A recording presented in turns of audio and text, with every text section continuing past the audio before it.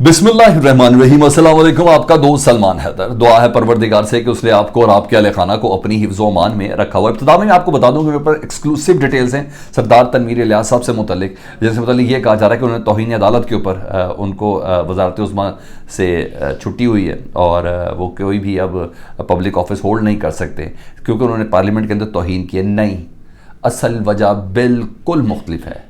Backward कौन से हक़ाइक़ चल रहे हैं, 2 अरब का किस्सा है, ये कहाँ से लिए गए, कहाँ फिक्स हुए, कहाँ जाके खर्च हुए और इससे मुतल्लिक इतलात कहाँ पहुंची, जिनकी बिना पर ये सारे का सारा मामला सामने आया है। वीडियो के आखिर में हम उसकी डिटेल से मुतल्लिक आपको आगाह करेंगे। और अब नून लीग सरदार तनवीर इलियास साहब की इतनी साइड क्यों ले रहा है, नून लीग को क्या मसला हो गया, पाकिस्तान तहरीक इंसाफ का वज़ीर आज़म गया है और वो लोग इसकी साइड लेते हुए नजर आ रहे हैं सोशल मीडिया पर कि नहीं ऐसा नहीं। इवन वकील उनके कह रहे नहीं, ऐसी तो कई चीज़ें इमरान खान साहब भी कर चुके, सरदार तनवीर इलियास साहब को नाअहल लीग करना चाहिए था।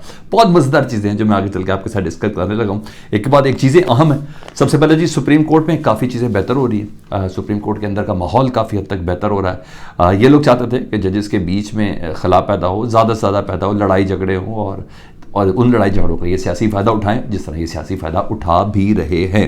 वो तो था और इन्हें नाकामी हुई है क्योंकि chief justice of Pakistan Umar Ata Bandial साहब ने 13 अप्रैल को यानी कल के रोज़ ना उन्होंने जुडिशल कमीशन का इजलास बुला लिया।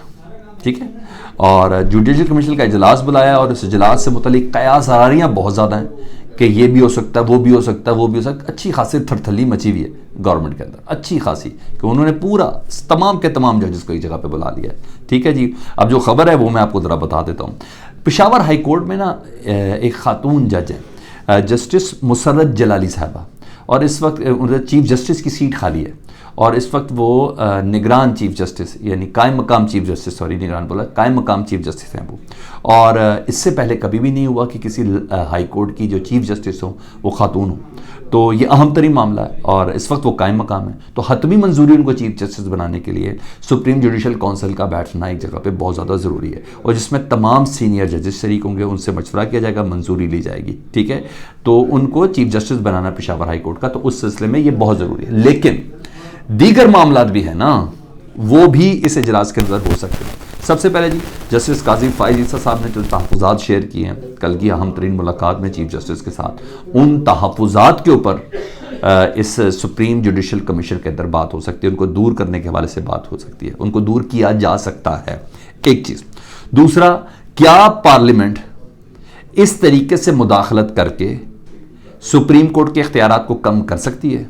ये बड़ी अहम तरीन मुद्दा होगा जो पार्लियामेंट ने भी कानून साजी की है, जिसके सदर के दस्तखत का इंतजार हो रहा है। क्या वो कर सकती है कि नहीं कर सकती है सुप्रीम कोर्ट के इख्तियारात को कम करना? क्या पार्लियामेंट सुप्रीम कोर्ट के हुक्म को नल एंड वॉइड कर सकती है नबर उसके इंतखाब के हवाले से, जिस पर उन्होंने पैसे नहीं दिए, वजारत खजाना ने 21 अरब नहीं दिए, सिक्योरिटी नहीं दी? क्या पार्लियामेंट ये कर सकती है? ये तो मामला वज़ीर आज़म और काबीना का था, पार्लियामेंट का। क्या ये मुमकिन है? क्योंकि अगर ये मुमकिन है तो अब जहन में रख लें, पाकिस्तान में जब भी सुप्रीम कोर्ट कोई ऐसा फैसला देगी जो वक्त की हुकूमत को सूट नहीं करेगा, वो इसी तरह ही पार्लियामेंट में ले जाके उस हुक्म को मानने से इनकार कर देगी। तो सुप्रीम कोर्ट एक इनका ज़ेली इदारा बन जाएगा, वो कभी सुप्रीम कोर्ट नहीं रहेगा। तो ये नामुमकिन है कि सुप्रीम जुडिशल कमीशन इसको सेकंड करे, क्योंकि ये इदारे को कॉम्प्रोमाइज, इदारे को कमज़ोर, इदारे को नातमा करने वाली बात होगी ना। तो ये बड़ी अहम चीज़ होगी। अच्छा जी, अच्छा, इस इजलास से कबल कुछ अहम चीज़ें भी हुई हैं और वो अहम चीज़ें हैं जिसको खला कम करने के लिए विद इन जुडिशरी जजेस के दरमियान वो कोशिश हुई है। चीफ जस्टिस उमर अता बंदयाल साहब से मुतालिक मैंने आपको बताया और उनकी मुलाकात हुई आइंदा चीफ जस्टिस बनने वाले काजी फाइज ईसा साहब से, और बहुत खुशगवार माहौल में जो रिपोर्ट हुआ है, बहुत खुशगवार माहौल में बात हुई है। सुप्रीम कोर्ट के फैसलों पर दस्तखत की तारीख के हवाले से तबादला ख्याल हुआ। एक चीज़, आईने पाकिस्तान की गोल्डन जुबली में काजी फाइज ईसा साहब पार्लियामेंट के अंदर पहुंचे थे ना, उस कॉन्फ्रेंस के अंदर, उसमें उन्होंने अपने मौक़िफ़ में चीफ जस्टिस को एतमाद में लिया और उसके बाद उन्होंने अपना मौक़िफ़ पब्लिकली भी दिया कि मैं क्यों गया था, मेरे साथ क्या होता, जिस पर कोई मुझे शक नहीं है कि उनकी गुफ्तगू के मुताबिक उनके साथ धोखा हुआ है, दगा हुआ है, बददयानती उनके साथ की गई है, उनको घेरा गया जानबूझ के, उनकी सीट एडजस्टमेंट ऐसी जगह पर रखी गई जहाँ वज़ीर आज़म मौजूद हो, उनको रखा गया बीच में ताकि जहाँ पूरे PDM की क़यादत जरदारी साहब मौजूद हों, जहाँ मौलाना फजलुर रहमान का साहबजादा बैठा हो, जहाँ इसहाक डार साहब बैठे हों, उनको जानबूझ के उस जगह पर रखा गया ताकि ओहो ये बड़ी चीज़ें मैटर करती हैं। अच्छा, एतमाद में लिया उन्होंने, काजी फायज ईसा खुद चल के गए थे जस्टिस उमर अता बंदियाल साहब के पास, तासुर दिया कि खला को ख़त्म करने का एक तासुर देने की कोशिश ज़रूर की गई है, बताया भी, अपनी वजाहत भी की, और तासुर भी ये किया कि फ़ैसलों पर इख्तलाफ हो सकता है लेकिन हम जजेस के बीच में किसी किस्म का कोई इख्तलाफ नहीं, हम साथ बैठते भी हैं और ये भी सब भी है। काजी फायज ईसा साहब ने जो वजाहत जारी की, मैं उसके कुछ पॉइंट्स आपको करना चाहता हूँ। अच्छा, क्योंकि वो वजाहत करनी थी, क्योंकि उंगलियाँ उनके ऊपर उठनी थी, और जब आप सियासतदानों के बीच में तो वो उन्होंने सियासी बातें कर रही हैं ना, मैं इसकी कोई गंदी मिसाल भी दे सकता हूँ लेकिन मैं बता दूँ जो जिनका जो काम है तो उन्होंने सियासी गुफ्तगू करनी है ना। तो अगर वो ये वाला मैसेज था कि मुझे ये कहा गया था एक स्पीकर साहब ने, राजा परवेज़ अशरफ साहब ने, कि आप आ जाएं, सिर्फ आइनी गुफ्तगू करेंगे, सियासी गुफ्तगू नहीं करेंगे, तो उन्होंने वजाहत दी और उन्होंने बताया, और ज़ाहिर बात है यही वजह थी वो पोलिटिसाइज भी हुए और सोशल मीडिया पर उनको अच्छे से तनकीद का सामना करना पड़ा कि वो उधर क्यों मौजूद थे। मजबूरन वजाहत थी और वजाहत उनकी बनती थी, क्योंकि उनकी वजाहत से अंदाज़ा लगाया जा सकता है कि हुकूमत ने काजी फायज ईसा साहब को धोखा दिया है, धोखा दिया है। वादा किया था तकरीर आइनी होगी, तकरीर सियासी की गई, जानबूझ कर जरदारी साहब, शहबाज शरीफ, मौलाना फजलुर रहमान के साहबजादे इसहाक डार इनके बीच में बिठाया गया, और मैं तो कहता हूँ इस धोखे के ऊपर ही एक पटिशन हो जाए। बताया कि तमाम जजेस को दावत दी गई थी और मैंने आने से पहले वजाहत मांगी थी, दावत कबूल करने से पहले मांगी थी, मेरा आइन के साथ ज़ाहिर यकजहती वाली चीज़ थी, इसलिए मैंने की। मैंने तकरीर नहीं करना थी, मगर इन सब की तकरीर सुन के मैंने कहा था कि मैं तकरीर नहीं करूँगा, लेकिन मैंने फिर भी तकरीर की। इन सब की सियासी तकरीर सुन के मैंने अपने दायरे की पोजीशन को क्लियर किया। अच्छी बात है, ये हवा क्लियर हो रही है। लेकिन उधर सुने, कहते हैं ना क्या पिद्दी और क्या पिद्दी का शोरबा। पहले हुकूमत ने सुप्रीम कोर्ट को आंखें दिखाई फैसला मुस्तरद करके, अब इलेक्शन कमीशन सुप्रीम कोर्ट को आंखें दिखा रहा है। अच्छा, सुप्रीम कोर्ट के इख्तियारात पर सवाल उठाए हैं इलेक्शन कमीशन ने। उन्हें कहा है हालिया फ़ैसलों पर हमें तहफ़्फ़ुज़ात हैं।